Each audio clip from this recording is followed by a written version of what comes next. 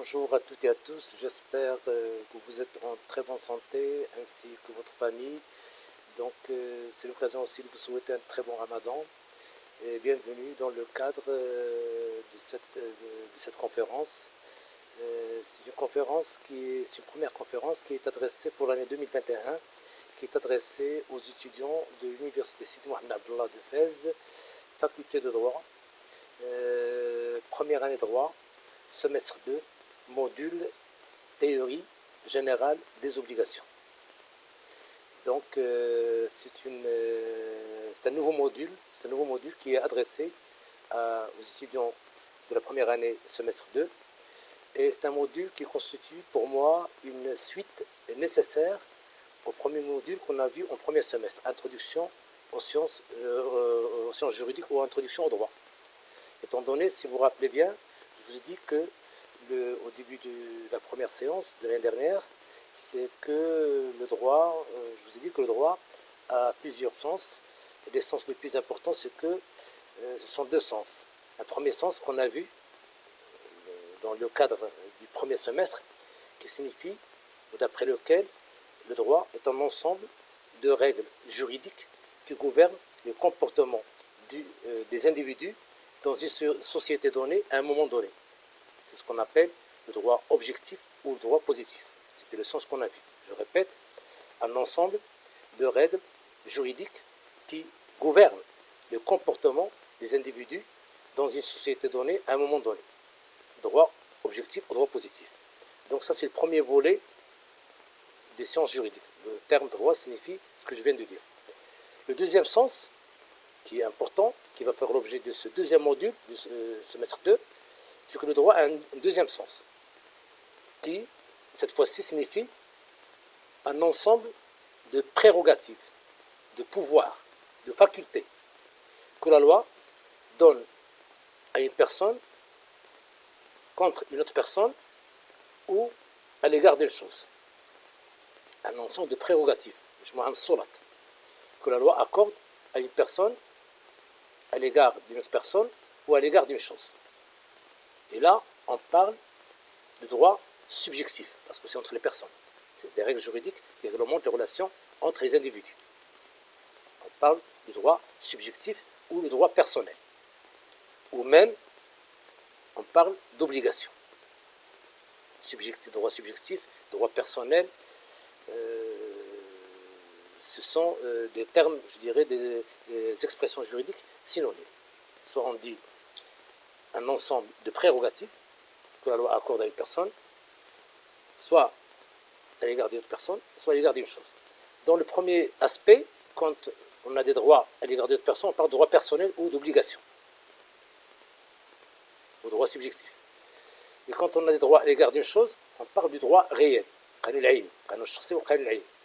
Et les deux forment ce qu'on appelle le droit subjectif, parce qu'il concerne des personnes.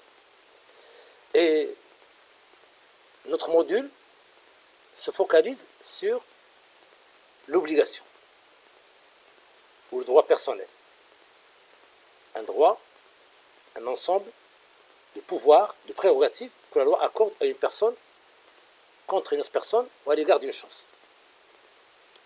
Et le module, comme vous le savez très bien, s'intitule Théorie générale des obligations. Théorie générale des obligations. Pourquoi cette appellation? Tout simplement, il y a un terme très important dans l'intitulé, c'est général. Étant donné que cette matière est considérée comme moi personnellement je la considère comme la base des sciences juridiques, car il permet de combler les lacunes dans toutes les autres matières juridiques. C'est-à-dire, chaque fois qu'une matière juridique omet de traiter une question juridique, la référence doit être faite à la TGO, la théorie générale des obligations. D'ailleurs, soit on dit théorie générale des obligations, soit on dit le common law, sharia al-amma, le droit commun. Par exemple, si si les conditions d'un contrat administratif ne sont pas réglementées par le droit administratif, on n'a rien à craindre. On a les conditions de validité ce contrat administratif à travers la TGO, la théorie générale des obligations, étant donné que le DOC ou DAHIR, que vous connaissez, les obligations contrat, réglemente les conditions de validité d'un contrat pour tous les contrats, y compris les contrats internationaux, les contrats administratifs, etc. C'est la théorie générale des obligations. Donc, chaque fois qu'on a une lacune ou un défaut de réglementation d'une institution juridique, la référence, on doit se référer, bien entendu, à la théorie générale des obligations, appelée le droit commun, al-sharia al-amma, pour toutes les autres matières juridiques. C'est pourquoi je vous ai dit que c'est une matière qui a une importance juridique, je dirais, importante pour un juriste. Et la maîtrise, le juriste doit bien maîtriser sa théorie pour réussir ses études juridiques ou dans les sciences juridiques. Ceci étant, donc, on comprend maintenant ce qu'on entend par théorie générale, les obligations. Alors, les obligations, comme je viens de dire, c'est un rapport entre deux individus. Et c'est pourquoi je vais consacrer un premier paragraphe à la définition des obligations. Alors, tout d'abord, je dois vous dire que le terme obligation a plusieurs sens. D'abord, en droit commercial, ce mot désigne le titre négociable émis par une société commerciale lors d'un emprunt et remis au prêteur en représentation de sa créance.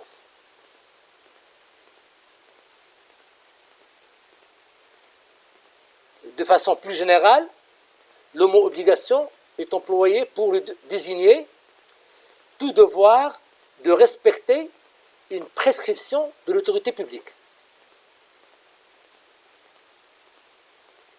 Par exemple, l'obligation de faire son service militaire, l'obligation de payer les impôts, etc. Dans un sens étroit,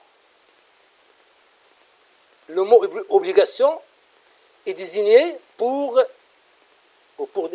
mot obligation désigne la prestation due par le débiteur. Ainsi, par exemple, dans un contrat de vente, l'acheteur a l'obligation de payer le prix. Et le vendeur a l'obligation de délivrer la chose vendue. Donc ça, c'est le sens étroit du mot obligation, du terme obligation. Dans un sens large, le mot obligation est utilisé pour désigner le lien de droit entre deux personnes, en vertu duquel l'une, appelée le créancier, peut exiger de l'autre, le débiteur, une prestation ou une abstention. Dans ce sens, le mot obligation désigne l'ensemble du rapport obligatoire qui comporte trois éléments: le créancier, le débiteur et la créance. Dans le rapport obligatoire, là je préfère donner un exemple. Imaginez que dans un rapport d'obligation, Omar a prêté une somme d'argent, une somme de 5000 dirhams à Ziyad. Là, dans ce rapport d'obligation, Omar, c'est le créancier. Ziyad, c'est le débiteur. Les 5000 dirhams, qui est la créance, on l'appelle une créance pour Omar, parce que c'est le créancier, et ça s'appelle une dette pour Ziyad, parce que c'est le débiteur. Donc, dans le rapport obligatoire, on peut dire que l'accent peut être mis, soit, dans l'exemple que je viens de donner, l'accent peut être mis soit sur les sujets, à savoir le débiteur et le créancier, de telle sorte que le rapport obligatoire sera considéré beaucoup plus comme un rapport entre deux personnes, un lien personnel, que comme un rapport entre deux patrimoines. D'ailleurs, ce que je viens de dire, c'est le point de vue des partisans de la théorie subjective, qui, sous l'influence du droit romain a profondément marqué le code civil français. Soit, ce rapport d'obligatoire, l'accent peut être mis sur la créance elle-même, considérée comme un élément actif dans le patrimoine du créancier et passif dans celui du débiteur. C'est ce que enseignent les partisans de la théorie objective, pour qui le lien obligatoire est plus un rapport entre patrimoine qu'un rapport entre personnes. La théorie subjective est celle du droit germanique. J'attire votre attention que la théorie subjective et objective aboutissent à des conséquences opposées, à propos notamment de l'exécution. Ce que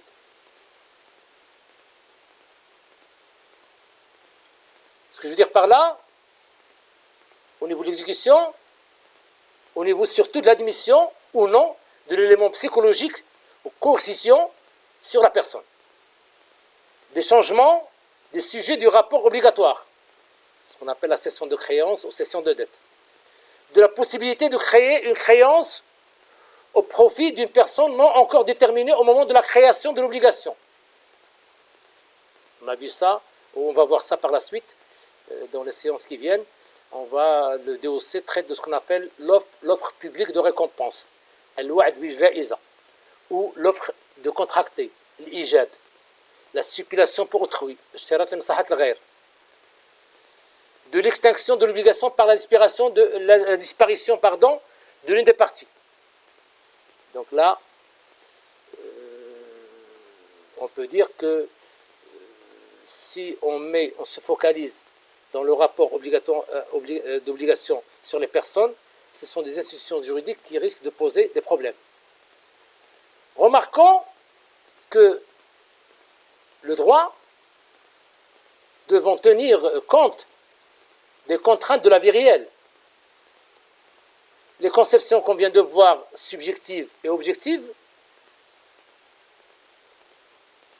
ne trouvent poussées dans leurs conséquences extrêmes dans aucun des systèmes juridiques contemporains.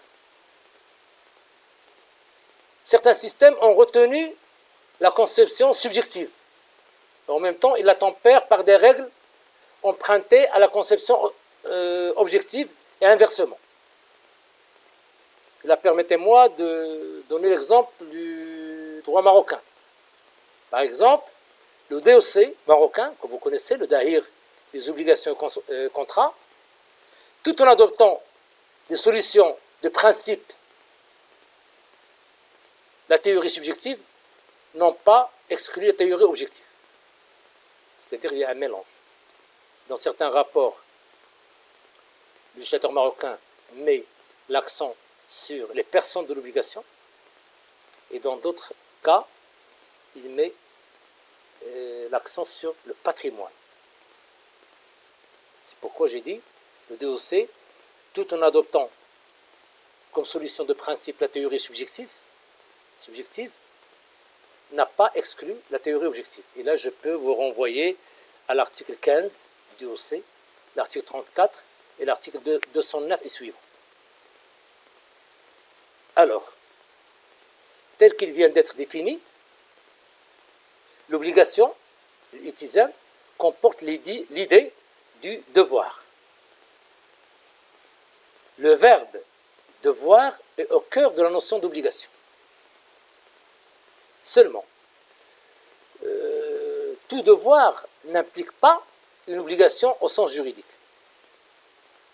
Celle-ci, les obligations, suppose en plus du devoir la contrainte, c'est-à-dire la possibilité pour le créancier d'obtenir par la force publique l'exécution de la prestation promise en vertu ou tout au moins par équivalent.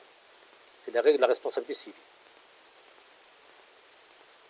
Certes, le débiteur fait volontairement ce qu'il est tenu de faire. L'idée de contrainte n'apparaît pas. Mais l'aspect de contrainte se manifeste en cas d'inexécution, adam tanfid. En cas d'inexécution, en permettant aux créanciers d'utiliser les voies d'exécution et de contrainte qui lui sont reconnues par le droit pour obtenir satisfaction. Qu'il s'agisse des voies publiques, c'est des choses qu'on a vues au premier semestre, l'astreinte, les dommages-intérêts, la contrainte par corps, que des voies privées. Le droit de rétention, la clause pénale, et l'exception d'inexécution, donc, l'aspect de contrainte de l'obligation est rappelé par les dispositions de notre DOC. Et là, je peux vous donner comme exemple l'article 259 du Code des obligations et contrats, DOC marocain, qui dispose que lorsque le débiteur est en demeure, le créancier a le droit de contraindre le débiteur à accomplir l'obligation. De même, au terme de l'article 166 du DOC, il y a solidarité entre les débiteurs lorsque chacun d'eux est personnellement tenu de la totalité de la dette et le créancier peut contraindre chacun des débiteurs à l'accomplir en totalité ou en partie. C'est d'ailleurs la contrainte qui permet de distinguer l'obligation civile des autres obligations d'ordre moral, religieux ou de bienfaisance, ainsi que l'obligation naturelle que nous verrons tout à l'heure. Donc, lorsque le créancier ne dispose pas d'un moyen pour contraindre son débiteur à fournir la prestation promise ou une réparation compensatrice, il n'y a pas obligation juridique, mais tout simplement une obligation naturelle. C'est le cas notamment du créancier qui, n'ayant pas réclamé son dû dans les délais, se trouve privé de cette possibilité par la prescription. Taqadum. Je vous rappelle que la prescription dans le domaine juridique signifie l'acquisition d'un droit, l'acquisition d'un droit par l'écoulement d'un laps de temps.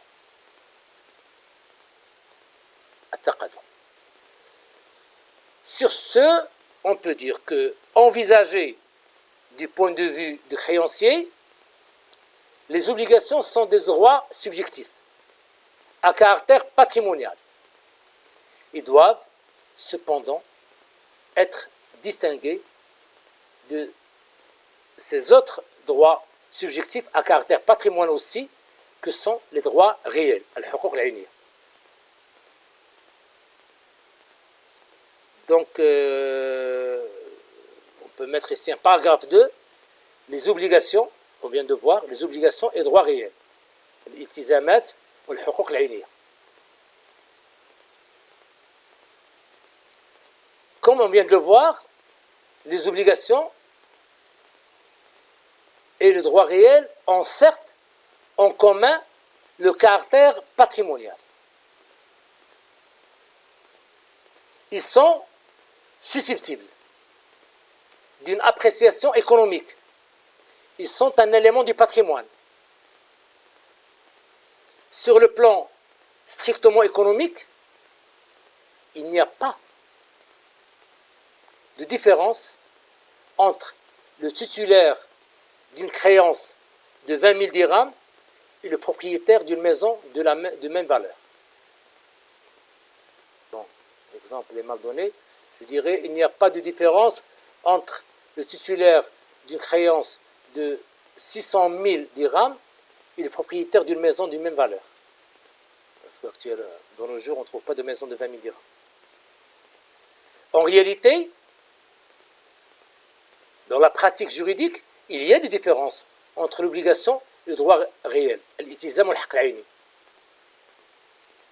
Tout d'abord, l'obligation est un droit appartenant à une personne contre une autre. C'est ce que j'ai dit tout à l'heure au début de la conférence. J'ai dit, c'est quoi l'obligation? C'est un ensemble de prérogatives, de pouvoirs accordés par la loi à une personne contre une autre personne. C'est pourquoi je reviens ici pour vous dire que l'obligation est un droit appartenant à une personne contre une autre personne. D'ailleurs, on utilise aussi les expressions droit personnel, que j'ai cité tout à l'heure. Soit on dit droit personnel, soit obligation, c'est synonyme. Ou même droit de créance, droit de créance pour désigner l'obligation. Donc je répète, l'obligation est un droit appartenant à une personne contre une autre, et on utilise aussi les expressions droit personnel ou droit de créance pour désigner l'obligation. Et contrairement au droit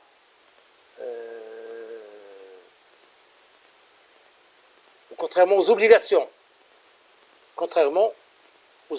le tisamas, dont je dirais le nombre est illimité, on verra ça tout à l'heure, les droits réels sont en nombre limité.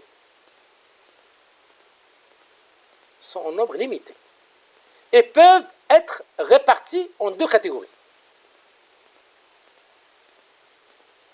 La première catégorie s'appelle les droits réels principaux, les droits réels principaux, à savoir la propriété, le droit de propriété, et ses démembrements, les usufruits, l'usage, l'habitation, les servitudes, l'emphytéose, le gza, le gelsa, zina, l'hawa, etc. Ça d'une part. Donc ça, les droits réels principaux, comme le droit de propriété et ses démembrements, l'usage, l'habitation, les usufruits, la servitude, l'emphytéose, le gza, le gelsa, zina, l'hawa, d'un côté. Après, nous avons les droits réels accessoires, al-huquq, al-ayniya, taba'iya. الحقوق العينية التبعية. Comme c'est ce qu'on appelle d'ailleurs dans les sciences juridiques actuellement, on n'utilise plus le mot les droits réels accessoires, mais on dit les sûretés, les sûretés, telles que l'hypothèque, le privilège immobilier, le gage, ou même le nantissement. Donc, je vous rappelle que le nantissement, l'hypothèque, c'est lorsque on donne une garantie pour avoir par exemple un prêt, un bien immobilier, aqar. Ça s'appelle, vous allez conclure, vous allez signer un contrat d'hypothèque. Mais quand vous donnez à une banque par exemple en garantie un meuble, vous allez conclure un contrat de gage. Et quand vous donnez en garantie un fonds de commerce, vous allez conclure un contrat de nantissement. Le tout s'appelle des sûretés ou des droits réels accessoires parce qu'ils portent sur des choses. C'est la relation d'un individu avec les choses. Contrairement à l'obligation, c'est la relation de Omar avec Ziyad, l'exemple que j'avais donné tout à l'heure. J'attire l'attention que l'étude des droits réels n'entre pas dans notre programme de ce semestre. Parce qu'en S5, vous aurez une matière qui a un rapport direct avec le droit foncier, Qanun al-Aqari, que vous allez avoir en S5, si ma mémoire est bonne. Donc c'est pourquoi l'étude de droit réel, la relation entre l'homme ou l'individu et la chose, n'entre pas dans l'objet de ce cours théorie générale des obligations. Mais, il importe de préciser que le droit réel diffère par sa structure du droit de créance, ou ce qu'on appelle l'obligation. En effet, alors que le droit de créance ou l'obligation comporte trois éléments que vous connaissez maintenant, à savoir le créancier, le débiteur et la créance. Dans le droit réel, il n'y a que deux éléments, le titulaire du droit et la chose sur laquelle porte ce droit. je possède une voiture, je suis propriétaire d'une voiture, j'ai un droit réel, le droit de propriétaire. Il n'y a que deux éléments. Il y a moi, le propriétaire, le titulaire du droit, et la voiture sur laquelle porte mon droit. De ce qui procède, résulte un certain nombre de différences entre le droit réel et le droit de créance.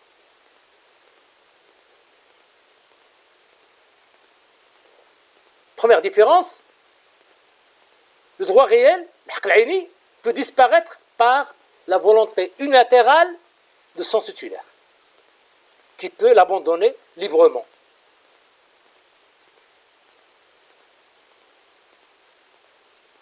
Vous êtes propriétaire d'une voiture, vous pouvez la donner, l'offrir à quelqu'un, la céder, l'échanger, la louer, la vendre.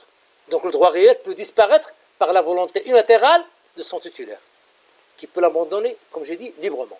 Alors que le droit de créance ou l'obligation ne peut disparaître par la seule volonté du créancier, mais nécessaire le concours des débiteurs. Par exemple, la remise de dette est une convention qui suppose l'intervention des créanciers et des débiteurs. On ne va pas remettre les dettes dans l'air. Par ailleurs, le droit réel ne peut concerner qu'une chose déjà existante et individualisée. Une chose déjà existante et individualisée, c'est-à-dire connue. Par exemple, on ne peut être propriétaire d'une chose future, ni d'une chose de genre non individualisée.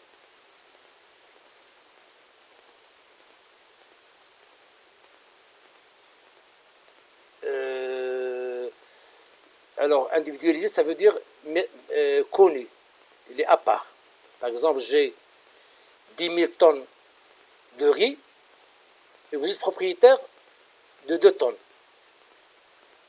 Vous ne pouvez être propriétaire de vos 2 tonnes tant que je n'ai pas pesé les 2 tonnes et les mettre à côté. On appelle ça individualisé. Mais tant que c'est mélangé, vous n'êtes pas encore propriétaire. Un autre exemple. On ne peut être propriétaire d'une chose future, ni d'une chose de genre non individualisée. Là aussi,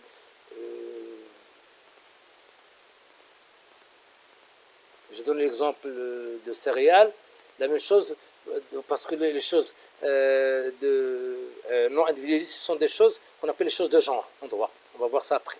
Aujourd'hui, on va voir le même. Aujourd'hui, on va le voir. Les choses de genre sont des choses non individualisées qu'on risque de confondre les unes avec les autres. Elles ne sont pas identifiées. Je ne peux pas être propriétaire de certaines choses tant qu'elles ne sont pas pesées ou comptées ou jaugées, si c'est un liquide, la jauge, ou jaugées, ou donc le comptage, le pesage, le jaugeage, etc. En revanche, dans le droit personnel ou l'obligation, les deux sujets de droit suffisent. Une personne peut parfaitement être créancière à l'égard d'une autre de la fabrication ou de la livraison d'une chose future ou de choses de genre. Une demoiselle qui commande à sa couturière une robe soirée. La robe soirée n'est pas encore existante, mais l'obligation existe, malgré qu'il porte sur une chose future. Donc vous voyez la différence. Je pouvais commander un meuble à un menuisier, un placard, chambre à coucher.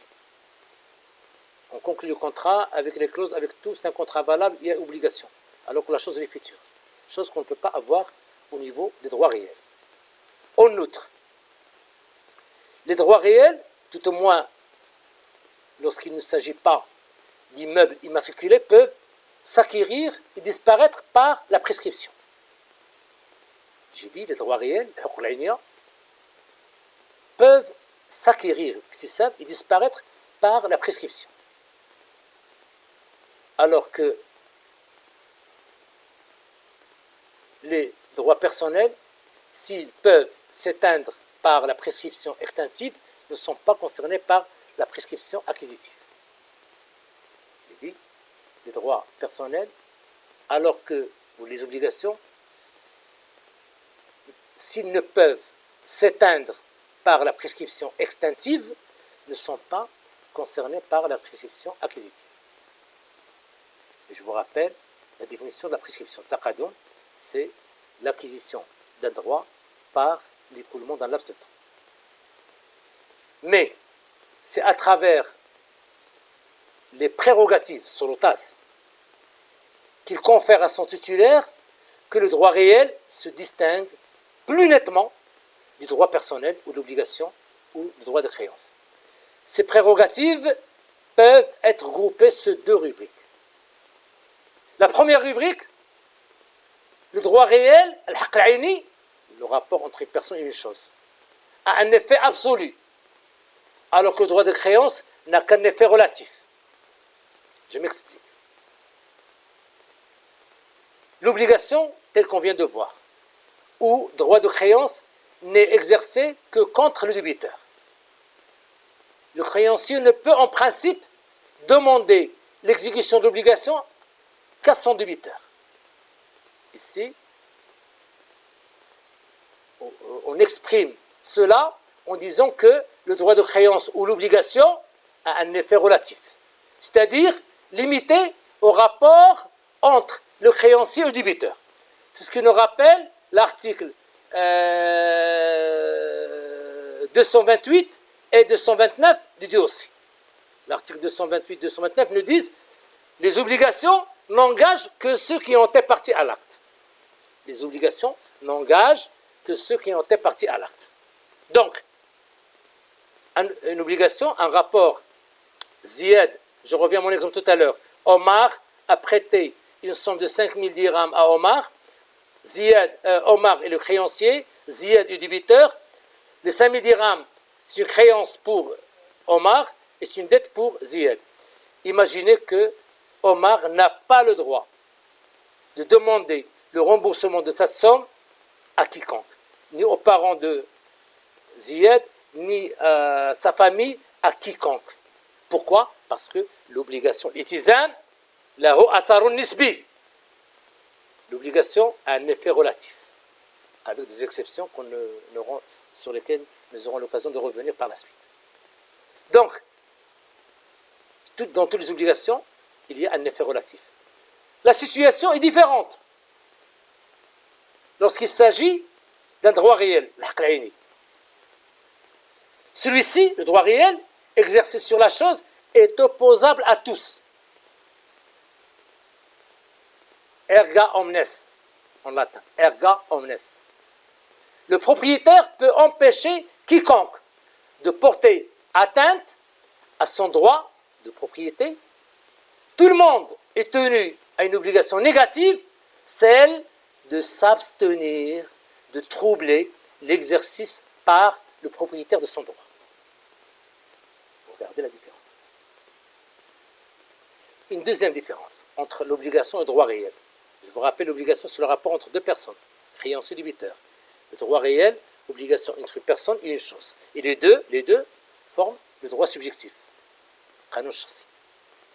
Deuxième différence, c'est que le droit réel confère un droit sur un bien déterminé, alors que le droit de créance ou l'obligation ne confère qu'un gage général sur le patrimoine du débiteur. Je répète cette règle que je considère fondamentale. Deuxième différence entre l'obligation et le droit réel. J'ai dit que le droit réel confère un droit sur un bien déterminé, alors que le droit de créance ne confère qu'un gage général sur le patrimoine du débiteur. Ce que je veux dire par là, c'est que le titulaire d'un droit de créance ou obligation n'a pas un droit sur un bien déterminé de son débiteur. La voiture, la maison, le vélo, la montre, non. Il n'a pas un droit sur un bien déterminé de son débiteur. On exprime dans les techniques juridiques, on exprime cela en disant qu'il n'a qu'un droit de gage général sur le patrimoine du débiteur. Cette expression, qui peut prêter à, je dirais, à confusion, veut dire tout simplement qu'aucun des biens composant les patrimoines du débiteur n'est affecté à la garantie de la créance. D'ailleurs, pour vous confirmer ça, cette règle est énoncée par l'article 1241 du DOC marocain, au terme duquel les biens du débiteur sont le gage commun de ses créanciers et le prix sont distribués entre eux par contribution, à moins qu'il n'y ait entre les créanciers des clauses légitimes de préférence, des choses sur lesquelles nous reviendrons par la suite. Donc, il en résulte de ce texte que le débiteur garde la liberté de gérer et de disposer des biens sans émission aucune de la part de ses créanciers, sauf en cas de fraude. Là, je fais référence à l'action polienne et à l'action oblique, sur lesquelles nous reviendrons par la suite. Et ceci montre le caractère, je dirais, plus ou moins fragile du droit de créance ou l'obligation, puisque le créancier n'a d'emprise que sur les biens existants, figurant au patrimoine du débiteur le jour de la saisie. De ce point de vue, d'après ce qu'on vient de dire, de ce qui procède, le droit de créance se distingue du droit réel. Comment? Car celui-ci a un caractère plus solide, parce qu'il confère à son titulaire un droit de préférence et un droit de suite. Commençons par le droit de préférence. C'est par cette prérogative, ce pouvoir, que le titulaire d'un droit réel exclut la chose sur laquelle porte ce droit de l'action des créanciers. Quand vous êtes titulaire d'un droit réel, personne n'a le droit de vous concurrencer. Ceci présente une importance, je dirais,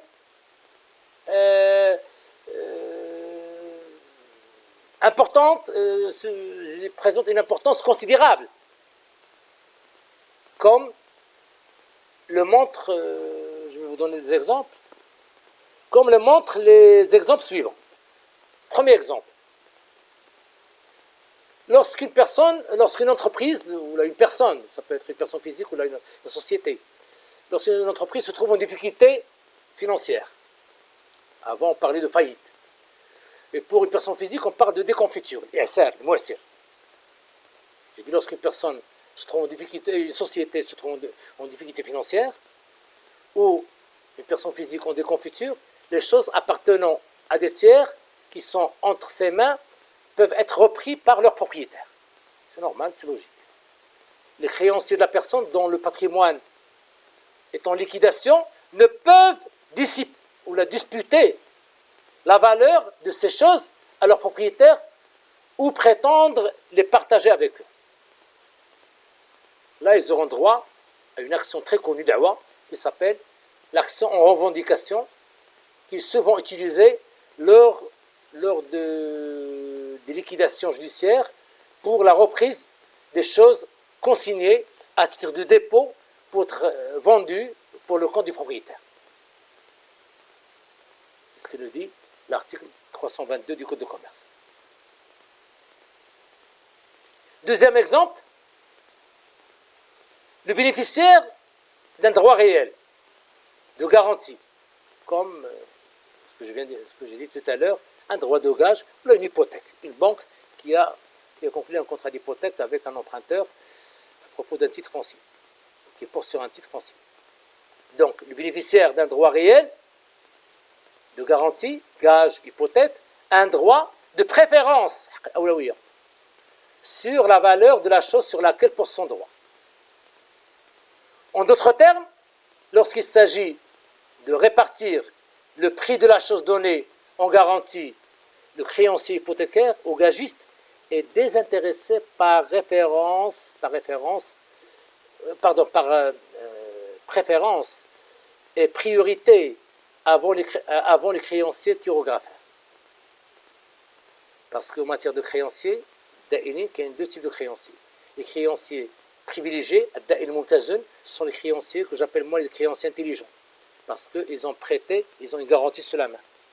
Alors que les créanciers chirographaires, sont des créanciers qui ont prêté, mais qui n'ont pas pris, ce sont des créanciers négligents, qui n'ont pas pris de garantie sur la main. Ils n'ont pas de garantie sur la main. C'est pourquoi ceux dont les créances,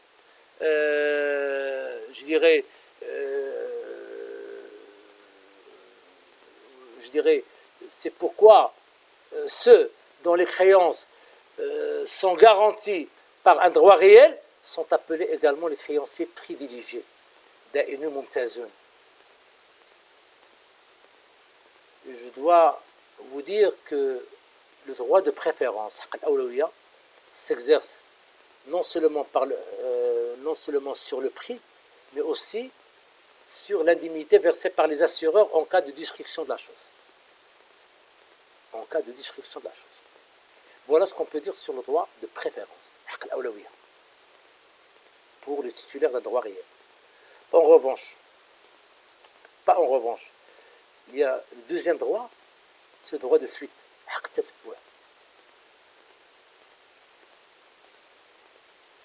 C'est une prérogative, c'est un pouvoir. Cette prérogative permet au titulaire d'un droit réel de suivre la chose sur laquelle porte son droit en quelque main qu'il se trouve. En quelque main qu'elle se trouve. Ainsi, le titulaire d'une servitude de passage peut la faire valoir à l'encontre de tous les propriétaires successifs du fonds servant. De tous les propriétaires successifs du fonds servant. De même, le créancier gagiste ou hypothécaire peut saisir la chose aliénée par le débiteur entre les mains du tiers acquéreur. Celui-ci ne peut la garder qu'en désintéressant le créancier gagiste ou hypothécaire. De même, le propriétaire d'une chose peut également la revendiquer contre celui dans les mains duquel elle se trouve, cette règle peut se révéler dangereuse en matière mobilière, surtout, les meubles. Pourquoi ? Parce que le droit, je dirais aussi, le droit pose-t-il comme règle qu'en fait de meubles, la possession vaut titre. Al-Hiyaza, c'est la milkiya, c'est-à-dire titre de propriété.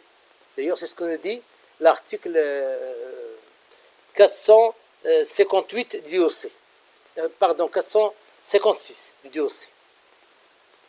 Par conséquent, la revendication du propriétaire ne peut être exercée contre un acquéreur de bonne foi, sauf le cas du vol ou de perte, et encore, dans ce cas, le droit de revendication connaît des limites, qu'on le verra par la suite. D'abord, on peut dire que la revendication ne peut être exercée que dans un délai de 3 ans, à partir du jour de la perte ou du vol. L'article 456 du DOC. Ensuite, le revendiquant ne pourra, dans certains cas, reprendre les choses qu'à charge de rembourser à l'acquéreur le prix qui lui a coûté. Donc, ces cas sont ceux que l'acquéreur justifie d'une bonne foi, je dirais, renforcée. Et là, en conclusion, je dois vous dire que, comme nous venons de le constater, à travers le droit de préférence, le droit de suite, le droit réel présente une supériorité certaine sur le droit de créance, dont le titulaire n'a qu'un droit de gage général sur les biens composant le patrimoine de son débiteur. Il ne peut de ce fait s'opposer à la sortie de certains biens de son patrimoine sous réserve de quelques coercitifs destinés à lutter contre les fraudes, donc, que j'ai évoqué tout à l'heure, notamment l'action oblique, ad-da'wa al-ghayr mubashira, et l'action polienne, ad-da'wa al-boulianiya. L'action en déclaration de simulation aussi, on peut la rajouter, et les saisies conservatoires sur lesquelles nous reviendrons aussi plus loin. Et là, pour résumer, ou je dirais en résumé, le droit réel et l'obligation demeurent distincts par les prérogatives qui confèrent à leur titulaire, et ceci explique que les tentatives faites par certains auteurs en vue de nier cette distinction n'aient pas eu le succès que leurs promoteurs espéraient. D'ailleurs, ces auteurs se répartissent en deux groupes. Le premier groupe comprend les auteurs qui rapprochent le droit réel du droit personnel, l'obligation. Ce groupe a pour chef de file Marcel Plagnol, c'est un grand juriste français, auquel est due la théorie de, si ma mémoire est bonne, la théorie de l'obligation passive ou universelle. Et selon Plagnol, dire que le droit réel traduit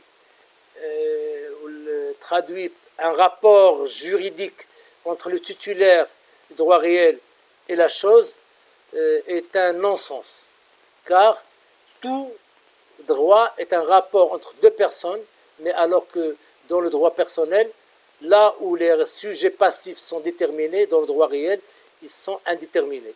C'est un droit qui impose à tout le monde l'obligation de respecter l'exercice qui en est qui en est fait par le débiteur.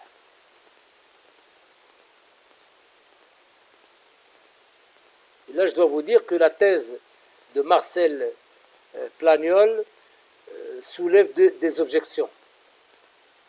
D'abord, le droit personnel est également opposable à tous.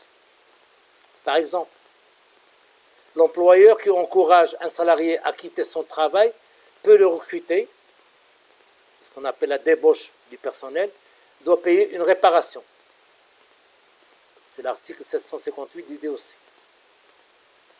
Ensuite, rien n'empêche un rapport juridique d'exister entre une personne et une chose. Certes, la chose ne peut être sujet de droit, mais elle peut parfaitement être l'objet du droit. Enfin, et surtout, l'assimilation du droit réel au droit de créance méconnaît les attributs spécifiques du droit réel, à savoir le droit de préférence et le droit de suite. Donc, vous voyez que la théorie de Marcel Plagnol est plus ou moins été vouée à l'échec. Le deuxième groupe, quant à lui, est constitué par des auteurs qui rapprochent plutôt le droit personnel ou l'obligation du droit réel. Ce groupe est représenté par, je dirais, un grand juriste qui s'appelle Raymond Salé. Alors, ces auteurs partent du fait que le droit de créance ou l'obligation est un élément du patrimoine, au même titre que le droit réel. Ils considèrent par conséquent le droit de créance non comme un rapport entre deux personnes, mais comme un rapport, comme un élément du patrimoine du débiteur et du créancier, et indépendant de leur personne. L'obligation est considérée dans cette conception comme un bien, une valeur, je dirais, objective, susceptible d'un commerce au même titre que les choses. Cette conception ne manque pas d'intérêt, comme vous le voyez. En présentant l'obligation comme une relation pécuniaire entre deux patrimoines, il permet d'expliquer la tendance de l'objectivation du rapport obligatoire, mais comme la théorie de Planiol, il ne permet pas d'expliquer pourquoi les droits réels n'ont pas le même régime juridique que le droit de créance. Et là, en conclusion, on peut dire que la distinction du droit réel et du droit de créance ou obligation demeure une distinction, je dirais, fondamentale en droit positif, et les tentatives, je dirais, doctrinales de la remettre en cause sont demeurées sans succès. D'ailleurs, là aussi, on doit évoquer que l'obligation, telle qu'on l'a vu aujourd'hui, l'obligation se distingue aussi,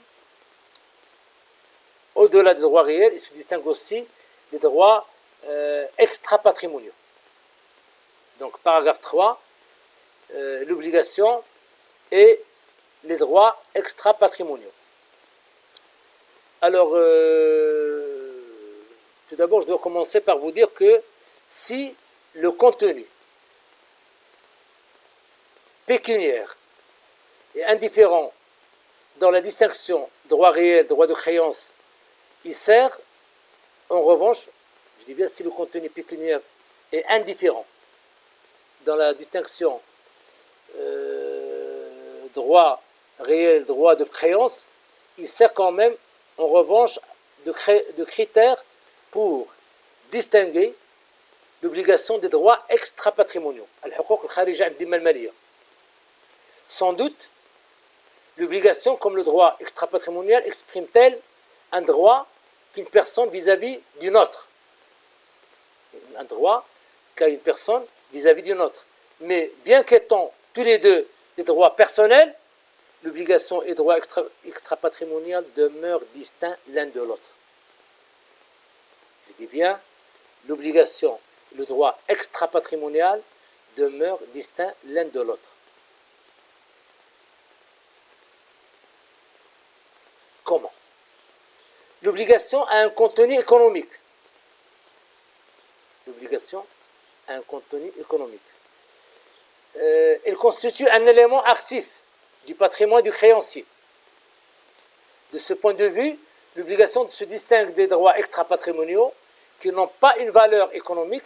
C'est le cas des droits de la famille,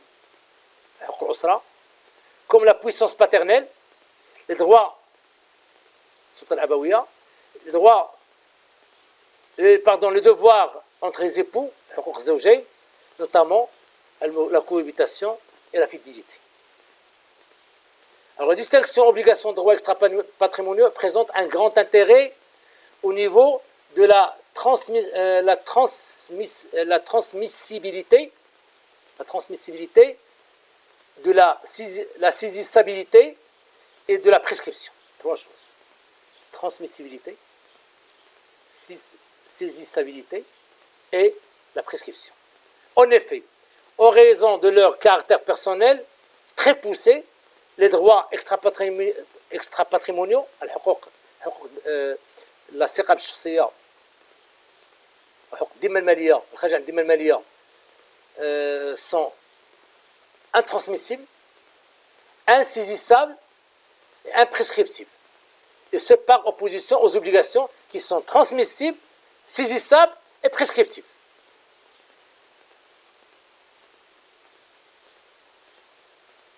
Ce que je veux dire par là, c'est que les droits extra-patrimoniaux peuvent parfois être cessibles. Par exemple, une personne peut autoriser la diffusion de son image ou la divulgation de sa vie privée, ce qu'on appelle, entre parenthèses, la presse à sensation. Alors, si les obligations se distinguent des droits réels d'une part et des droits extra-patrimoniaux d'autre part, toutes les obligations n'obéissent pas à un régime juridique identique, ça c'est sûr. C'est ce que nous allons voir, nous allons nous rendre compte en examinant la classification des obligations. Donc, qui va faire l'objet de la section prochaine, ou plutôt le paragraphe 3, la classification des obligations, section 2, la classification des obligations. Donc là, je viens de terminer la séquence numéro 1 de la première séance des cours TGO, séquence 1, cours TGO enregistré pour l'année universitaire 2021. Donc, cette séquence, comme vous l'avez constaté, est une introduction à la TGO, introduction à la théorie générale des obligations. Donc, la prochaine séance, vous aurez un chapitre d'une importance considérable qui sera consacré à la classification des obligations, SNEF et TIZAMAT, étant donné que le nombre d'obligations est illimité, je l'ai dit tout à l'heure, et qu'on ne peut pas les recenser, on ne peut pas les étudier une par une.